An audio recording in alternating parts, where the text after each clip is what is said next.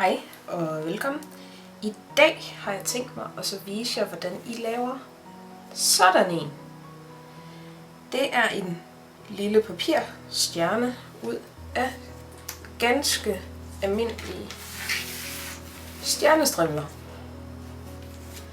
Det eneste du skal bruge er en enkelt af de her stjernestrimler i hele længden simpelthen. Det første du gør, det er, at du simpelthen slår en knude på den. Jeg ved ikke, om I kan se her. Binder en ganske almindelig knude, og så bare spænder ind til. Jeg vil lige se, om jeg kan gøre det her. Det er bare ved. Og det kan være, at man lige skal rykke lidt rundt på den en gang imellem. Sådan. Det jeg leder efter, det er, at det her op, at det, når jeg trykker den ned, at den kommer til at så danne en fin spids, som det der. Og så tager jeg den lille flap, der er her, og så vipper op, så den danner sådan en fin kant der. Så har du den lange herovre. Og når du begynder at folde den rundt, så kan du se, nu der er det ved at være en femkant. Men når du folder den rundt her, så kan du sådan nogenlunde mærke, hvor den vil hen. Og det bliver du sådan set bare ved med, indtil at du har brugt hele stjernestrømmen.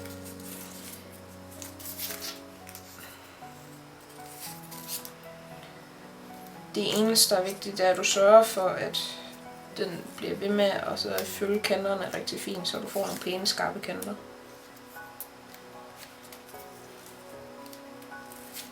Se her. Den her bliver ikke helt, men jeg tror, I får ideen af, hvordan man gør.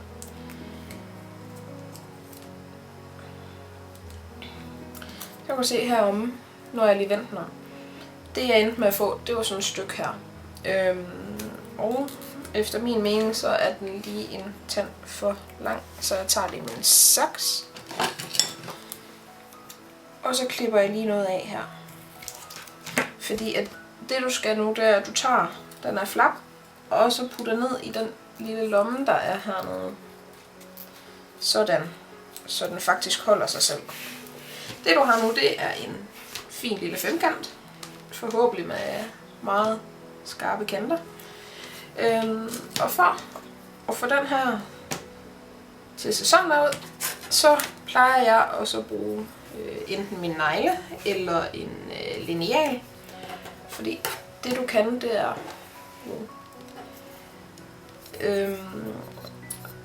den er god til at hjælpe med at så få presset kanterne pænt og flot ind.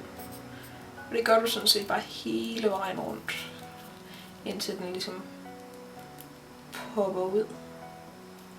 Se om jeg kan få den til det her. Og mens du gør det, så skal du så passe på, at de andre takker, du har lavet, de ikke bliver grimme. Så her til sidst, der tager jeg lige og bruger fingrene til at lige lave sådan en fin lille kant.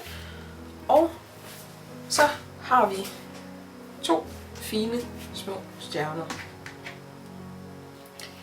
Det de 2 stjerner kan bruges til, eller som jeg i hvert fald bruger dem til, det er at lave sådan nogle her. Små, fine papirsøreringe.